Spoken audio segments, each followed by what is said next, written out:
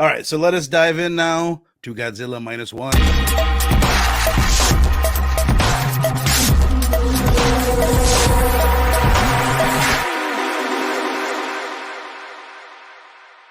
Right. So this movie, Godzilla Minus One, came out in Japan in 2023, in the States at the very beginning of 2024. I just had the director's name. John, do you happen to know it off the top of your head? Takashi Yamazaki, who also Yamazaki. did the Godzilla ride. He did the designs in the movie and everything for the theme park, and that was when Toho was like, "This is our dude." That's why he got to do Minus One. For some reason, I thought I had heard like he was some smaller director, but he's like one of Japan's big directors that they went out and sought out to write and direct this film. He does the CG too. He's also like he's a visual effects pro. Yeah, that's so crazy to be doing all three of those. But one thing interesting, just kind of doing the research that I found out about the movie is they had written it before COVID, and then they had all of a sudden an extra 3 years before they could film it. So he wrote the shit out of the movie, and it could change almost completely from where it was then to where it is now. And to me, I mean, there's a lot of things that are super impressive about the film, but that is one of the key things. It's like so well written, it's so clean of a story. It's like there's no fluff, but there's enough complication to keep it like feeling like a blockbuster. It has all the twists and turns that you need, but it's never messy. It never gets bogged down in either the action or the melodrama or anything. It's just like if John Carpenter directed a blockbuster. Totally. So let's just go around, just do our overall thoughts on the film. Starting with you, John. What did you think? Godzilla Minus One. You guys in the chat too. What did you think of it? I was lucky enough to see it in the theaters, and it did come out. It did come out last year in the theaters, by the way, and American theaters. Oh, yeah, it just came out a month after the Japanese release, and I thought it was phenomenal. I mean, I enjoyed it. It was some of the Godzilla films I go in and I enjoy, and they're fun films. But a lot of times you don't walk away caring about the characters themselves. You go in for Godzilla, and there's not a lot of character detail, or you just don't care about the people, and that's okay. You don't have to. You could still enjoy the Godzilla films. This is not one of those films. You deeply care for these people. You know what I'm saying? You're rooting for these people. I thought it was done exceptionally well. Visually, it's spectacular. The music's fantastic. The use of the OG Godzilla theme, not a ton of it, but when it's there, it works so well. And visually, I mean, and how not to like, the main actor does a great job. I was really excited when they announced that Minami Hamabe, who was in Shin Kamen Rider, when they said she was going to be in it, I'm like, oh yes. So I was so excited, and she does a great job as Noriko, and it's just so phenomenally and so well put together. And you're right, it doesn't waste. There's never a piece where like, oh, well, they could trim this film. right. No way, man. Everything has purpose in the film, and it's just an incredible film. And I think even for people don't care about Godzilla, don't sleep on this film. Go and see this film because it's phenomenal. Even if it wasn't tied to Godzilla or wasn't a Godzilla franchise film. That's one thing. I almost wish there wasn't all these big blockbuster Godzillas going on that people were like, oh, I'm not into that shit. And it's going to get lumped in with that. And that there's going to be a lot of people that miss out on this movie because of that. Yeah, and Toho did try to space out their films from the MonsterVerse. I think they had to. They couldn't release them in the same year. Yeah, they tried to space them out, but they still ended up, probably because of COVID or whatever, they still ended up getting released rather close together. And I feel like a lot of people, I'm just surprised a lot of people who were said, oh, you know what, this is, told me, oh, you're a Godzilla fan, did you see the Minus Ones on Netflix? I'm like, well, I saw it in theaters, I have it on Blu-ray, but do watch it. Well, it's phenomenal. I can't be mad because I want, anyway, Amazon, more people get to see this, the better, because it's done so well. And I think Toho is very proud of the film. Right. I mean, as well they should be. Before I send it to you, Robbie, to me, as I said, as a novice, is this like, I don't know if like best is right. Is there ever been a Godzilla film besides the original that like was taken as seriously as this one, and that like just has the characters that this one does? Is there anyone that's comparable? I would say Shin Godzilla. It definitely is, because I think if you look at like the Return of Godzilla from '84. They tried to, but at the same time, there's the whole thing with the guys on the ship who were supposed to stop Godzilla, and that feels kind of like almost like Showa era. And they tried. They've made attempts to go back to do a more serious at times. And so I think Shin Godzilla definitely does that, and Shin Godzilla gets a lot of praise. But I enjoyed -1 because the human aspect, I liked those people more because I like the people in Shin Godzilla, but I found myself really rooting for Shikishima and Noriko and their adopted daughter, whatever you call it is. You're rooting for that group, and you know what I'm saying, more so than most of the Godzilla films I've seen. So the human aspect, I think, you root for them more than I think any other film. And again, there's been some Godzilla films where you side with the human character, or you have compassion or empathy for this person, but not a lot. Some of those you just despise the people. Like, oh, I hope Godzilla steps on this person. Yeah, hell yeah. Well said, dude. Mr. Rockin' Robbie Billows, my brother. I want to hear it. What did you think, Godzilla -1? I thought it was spectacular. I thought it was amazing. You know, everybody was talking about it last year as one of the greatest films of the year, right? And when I was putting down my list, you know, I was like, well, I haven't seen that one yet. To me, it's Oppenheimer, but I would put this just under Oppenheimer. The prequel. Yeah, right. But I would watch it. I would put it just under Oppenheimer as my favorite of the year last year. I love that it goes back to a more serious tone, a really great human story that like John said, you root for those characters. At the end of the film, when I see that parachute open up, I cheer, man. Yeah. Like I got so wrapped up in the emotional aspect of the story and the weight and the gravity of post-war Japan when they considered themselves at the lowest. There was like nothing left. They were zero. Thus, they're -1 when Godzilla shows up, right? I loved the special effects. I loved all of those human characters. You're talking about the family and you're rooting for them, but I'm also rooting for his homies on the ship, right? Some really intense sequences. The music, John, you're right. It's nice and it's driving, but it has that old school menacing, foreboding, stomping, bomb, bomb, bomb kind of thing, right? That just absolutely rocks. I thought the movie was masterful. I thought it was damn good. And I mean, it gave me vibes of what it was like when I watched Gojira for the first time on Criterion DVD and didn't even realize how serious that movie was going to be. And right, -1 freaking rocks. And Godzilla's never been scarier to me than in this movie. Hell yeah. Are you going to rewatch it when it gets released in black and white? Yes, I want to see the black and white one for certain. Yeah, me too. I really like. Oh yeah, you did say it's going to Netflix. I'm dying to see that. You just made me think of something that I wanted to say that probably is obvious to most people about Godzilla. But I don't know if I'd ever, because I didn't watch the original as a kid and I wasn't like really into Godzilla. And now that I'm an adult and I watched it, I never realized how Godzilla basically is an atomic bomb. I never understood like the connection there. Like, oh, what's Godzilla do? He destroys cities, and then afterwards there's radiation and you can't go there. It's like, fuck. Well, it's like such a clear parallel, but like what that does is you have to take his story so much more seriously. And like -1 plays with that in such a powerful way where they said it, where they said it, and when they said it. So all this big blockbuster drama becomes so much more real because of the setting and the death, the real life death, really, if it boils down to it, that's behind the movie, you know. But Steph, my brother from another, did you just watch this for this week, or had you watched it? Did you watch it right when it came out? I know you're out there sailing the high seas, pirating. Did you watch it before or no? I couldn't find a good copy, and I for this one, since it seemed like such a visual spectacle, I wanted to wait for a really good copy, and so I just waited until it came on Netflix. But I mean, I can't articulate how great this film was any better than you gents have said. It was phenomenal, all around.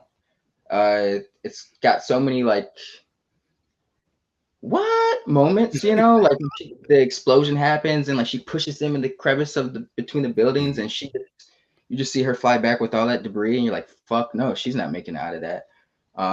Spoiler alert, she does, but you don't find that out. Spoilers. Right. But, which I love that too, because you get the gut punch, and then at the end you're like, oh, okay, all right. Yeah. Well, or does she? Yeah, and then I found out there's a post-credit scene or some shit that like I didn't even know about. Like, what happens? She's got like what, scales or something coming up her neck or something. Yeah, right, no, that's in the main part of the movie when he hugs her, whatever. She leans over, and you can see this like black thing spreading on her neck. So what, she's a Gojira. mutant?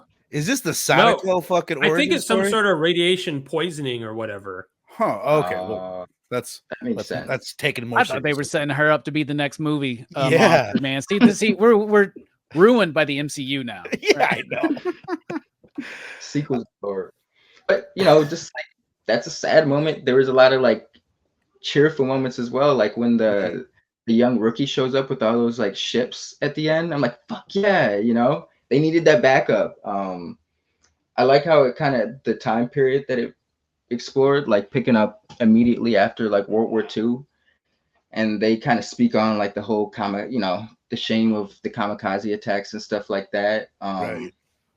And how they really can't reach out to anybody at this point, because of what the country's just been through. So they kind of take it upon themselves to deal with this situation that they feel they've created. So it speaks on the honor that culture is very prevalent with. This has really inspired me to want to go revisit all the Godzilla films, even the shitty ones. Yeah, no, that's what I'm saying, man. Like, I don't know. Right now, I love getting into something fresh. When I'm like new into something, I'm just like discovering, and I'll fucking go crazy on some shit and just like burn myself out. So and that's how I feel like I'm at the beginning of a journey right now when it comes to Godzilla.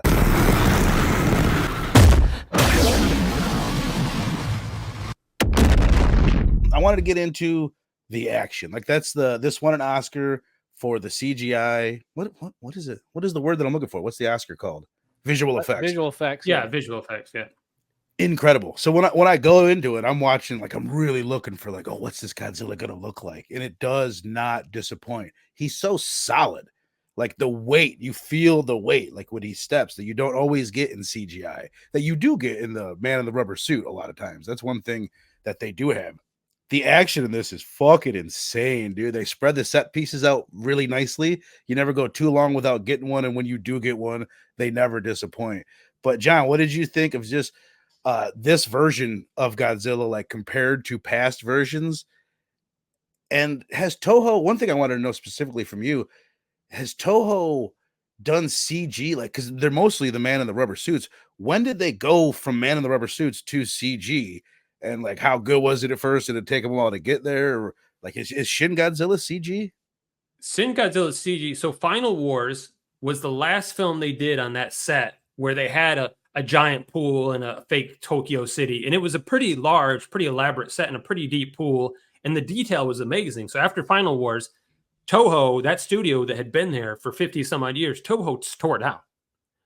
And they said, oh, the next one will have to be, CG. But there was no time. Hey, when are they going to do another Godzilla? Then we got the MonsterVerse. And then finally they did Shin Godzilla, which they did was in fact CG. How is that compared to this, as far as like the look of it? I would say it's not as good.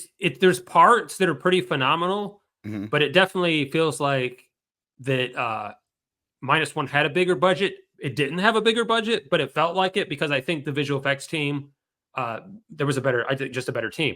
So it doesn't feel like made for TV. But don't get me wrong. Shin Godzilla is spectacular and done very well.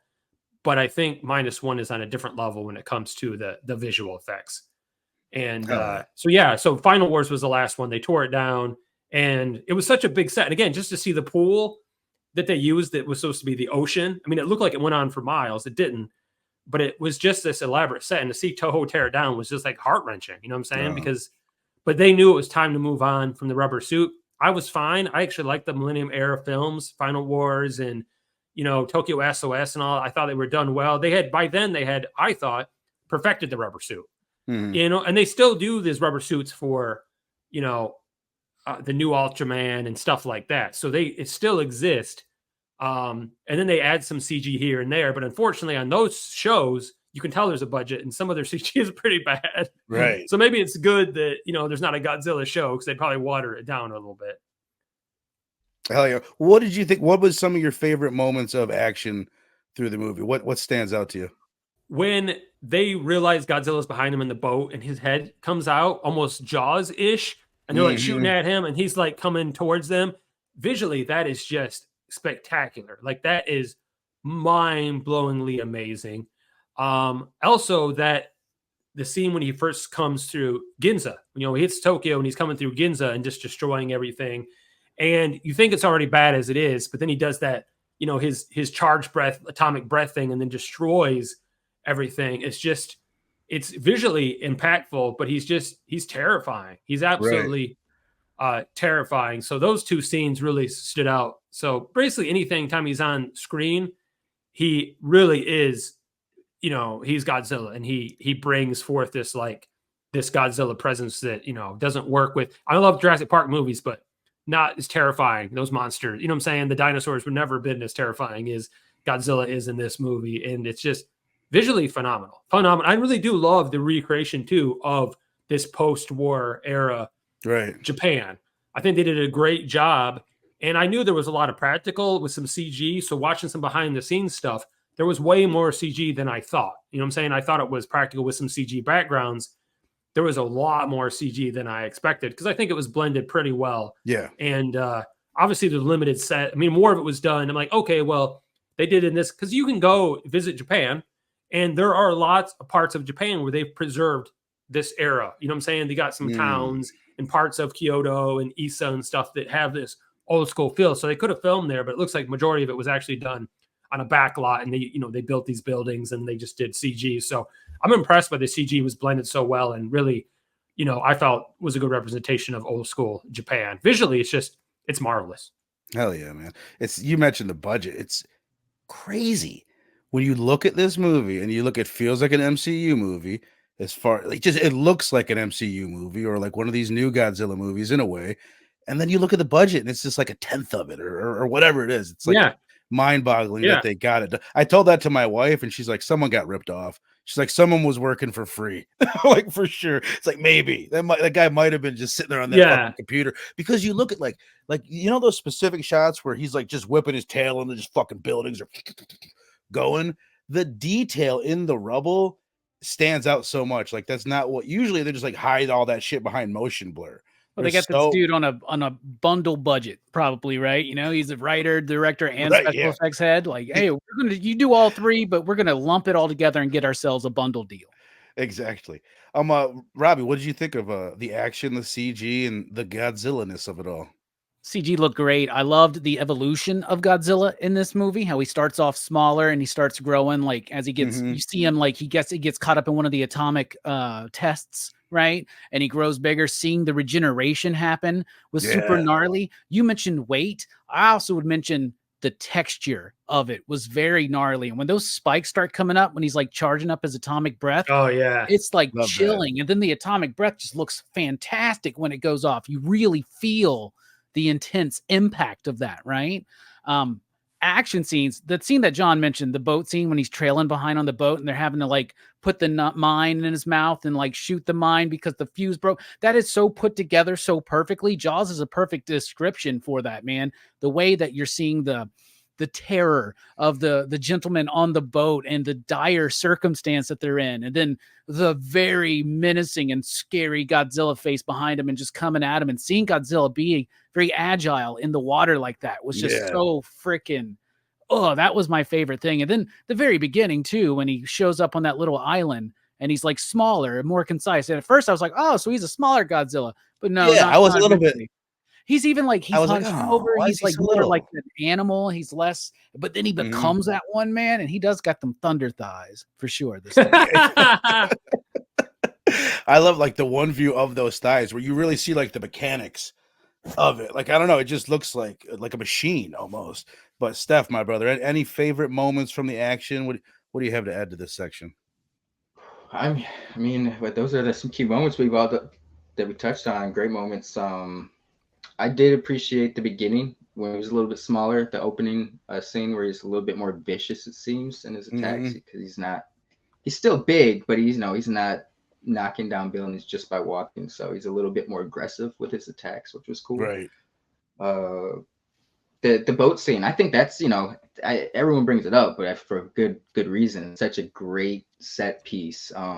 Like John said, when you see like the shot of like the boat ahead and you see like Godzilla trailing in the background, just very visually appealing.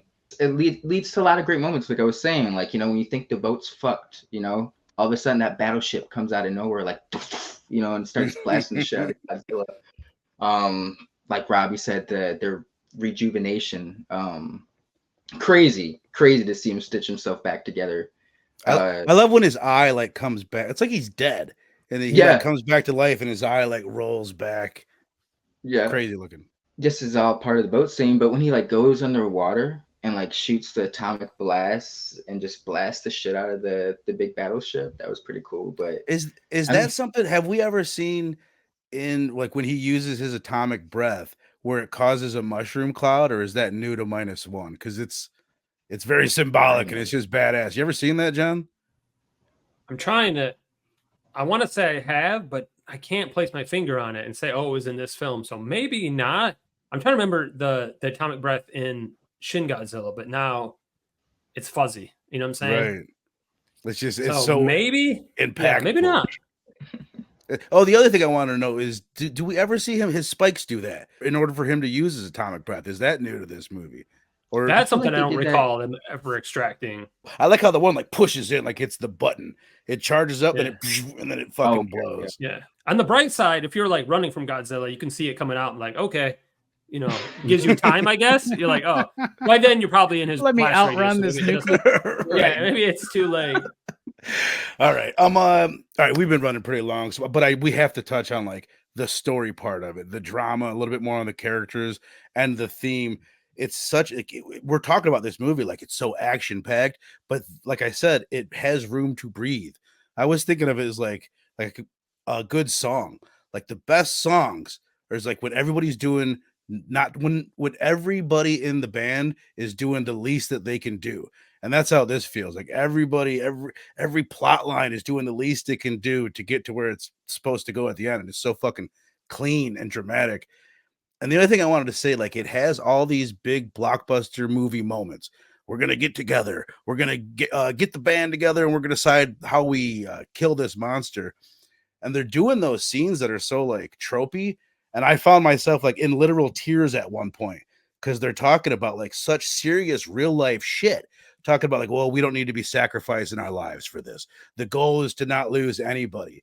And we've seen that scene a million times, but it hits so much differently in Godzilla -1 because of all the reasons that I've said.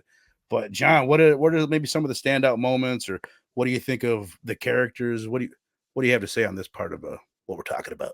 Oh yeah, man, it's definitely hits you. The talking about setting after World War II, immediate events of World War II, and him being a kamikaze pilot, and then you got that lady who blames him. Why didn't you as if he would have died somehow they would have won the war when that wasn't the case. You know what I'm saying? At that time, Japan was on their last leg. It was inevitable they were going to lose the war there. And but that whole thing with his, he's got this inner war because he felt like he let these people down.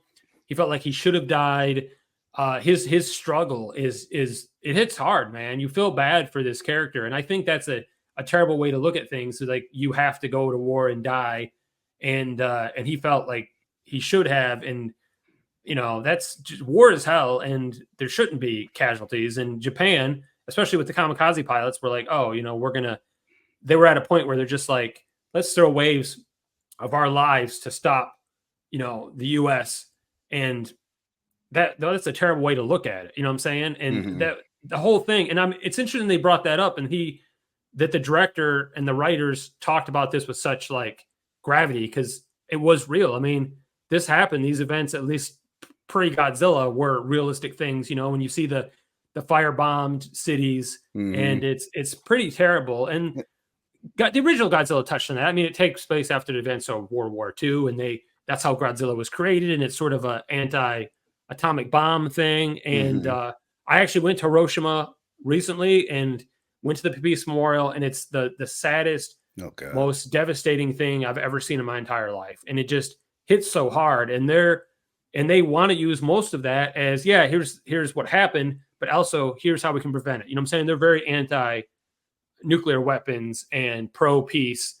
And I think that's captured a lot in the Godzilla films to bring that, to light. And the biggest thing, the most impactful thing, I think, was the internal war. And then when he finally finds out Noriko is alive, she asks if his war is over. And that just like, man, that hit me, man. That hit me hard. Yeah.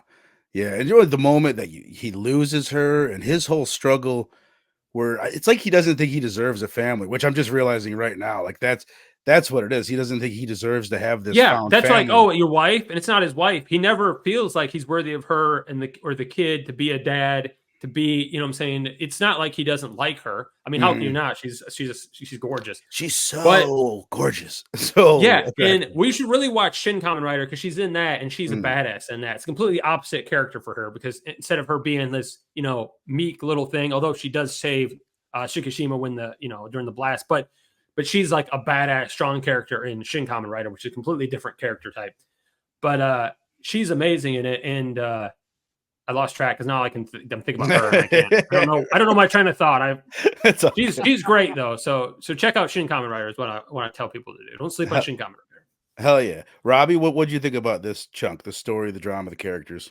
I loved him. I would agree with 9-Panel Grid, our friend Easy Dick Eric in the chat that He's a dick. yeah, I don't think I've ever cared about the characters in a Godzilla film, whether it's American or Japanese. Even the original Gojira. I mean, it's the tone, it's the mood, it's the themes, right? And this has all of that too, as well as characters that I'm really into. The story itself is relatively simple. It's the thematics that are rich and complex, right? Mhm. And I love the idea that like once Godzilla shows up, it's the people that are putting together the response. It's not the military because they're, everything like after the war, Japan had to like give away a lot of their weapons and stuff like that, right? And like demilitarize a little bit or something. Like there was a lot of things going on there, a lot of US involvement in that. There's no real US involvement or Japanese involvement from the governments, right? It's this is focusing on the people's response, right?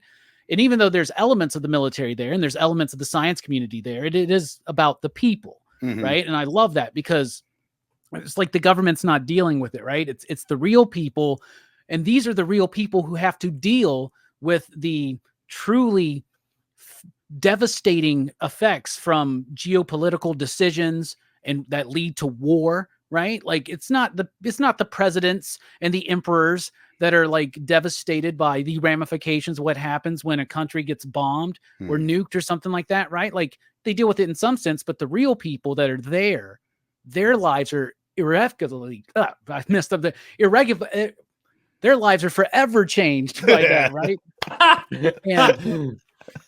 and the idea that there is no honor in dying for a government cause or like for like something like that. Like I understand nationalism and pride in your nation and patriotism and stuff like that, but what's truly worth dying for is protecting the people you love. And that's the thing I think he realizes at the end, because this is a culture where he's dealing with a lot of shame because he didn't fulfill his mission of a kamikaze pilot, right? He didn't throw his life away for a worthless cause.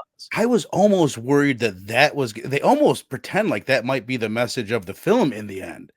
You know what I mean? Is that you have to, there's one that came out in 2003 that the director said he was a big fan of. John, maybe help me out. It's like Godzilla versus Mothra versus Ghidorah or somebody else. It's like three monsters. Anyway, in that one, which I just watched, it does seem almost like the message is you should have sacrificed your life for your country or whatever. That in that situation, kamikaze wasn't a bad idea. This one, it's almost leading me down the path of thinking like, oh my God, is that going to be the message at the end? But then they fake you out and they go the opposite. It's like, that's the brilliance to me of the structure of that. It's because he's dealing with this shame that's placed on him by people. Like you're a failure because you didn't, like John said, like it would have ended the war or something. Like it would have won the day, right? This one soldier's life, right? And he does have a lack of courage at times, but he's confusing his lack of courage for the shame of not just giving himself away for a worthless cause, right? For something that's not, it's for honor and stuff like that, right? Where true honor would be sacrificing your life for someone you love, which is what's her name does for him, right? And then by the end of that film, what I love is that, they trick us because he's already made that decision that what's more noble than dying to save everybody from Godzilla is helping to defeat Godzilla and surviving so that he can be there for that kid. Yeah. Right. And that's to me is the true honor of the film that he finds.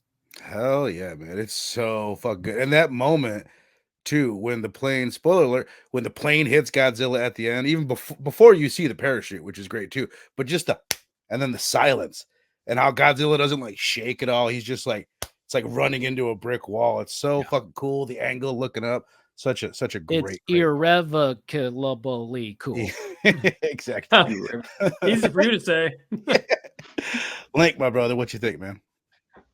No, amazing. In terms of the characters and their relationships, very strong in the thematics, like Robbie was saying. I liked Rip in the beginning. You get a vibe of our main hero and how his character is when he finds his adopted daughter. And it was like a line of dialogue where he like said I couldn't just leave the baby here, something like that. And she like has this light bulb that comes on in her head. She's like, oh, he's a good guy, he's not gonna just it seemed like everyone in this movie was kind of like selfless, or I think it ties into the themes of like helping each other, whether it was like the old woman that was scorning them at the beginning, but she still gave like her last bag of rice so the baby could eat. She's like the youngest old woman in the history. Like she plays the role of young old lady, but she's like 30. I don't get it. That's true. The makeup. Yeah. Or when they were telling the young kid to stay back because he was their future, and then when he disobeying him and comes and helps them, saves. Everyone was very selfless in this movie. Even the scene at the end where you think before the parachute, and they do the flashback and they show that the dude told him that I did put like an ejector seat in here. Yeah, it's heart. Yeah, there's a shitload of heart. Yes, there's a lot of heart and emotion. But no, I think all the characters were well, like even the subplots and the minor characters. I think everyone's shown and played a great part in this. That there was a very, very strong theme in this movie, people, and they did a good job exemplifying that. Hell yeah, man. Hell yeah. Well People said, man. Make communities, not governments. You goddamn right. Fuck the government. All right. Now that I've said that, we can move on. Yeah, man, I guess you guys have said it all well. It's a blockbuster that I could cry at. That's pretty much sums it up. It's so good. I don't dislike anybody. And you're right, Robbie. I think you said all those side characters, they don't get much, but they're all super likable. They don't decide to throw in an annoying one or some weird tension with somebody that you don't need. It's like the only tension that I can think about is within the main character and Godzilla. There's not some other subplot that's just fucking annoying to get through, which I always appreciate. Like the doctor and the captain and then the other guy on the ship. Like I love them. And I really did feel like the friendship that formed in the movie. Right. So. And then the other thing, this is another, just like the journey. Like you really, really feel the journey. It's a 2-hour movie and it feels like it earned being 2 hours or 2 hours and 6 minutes or whatever. You feel like you've been through some shit with these characters by the time you get to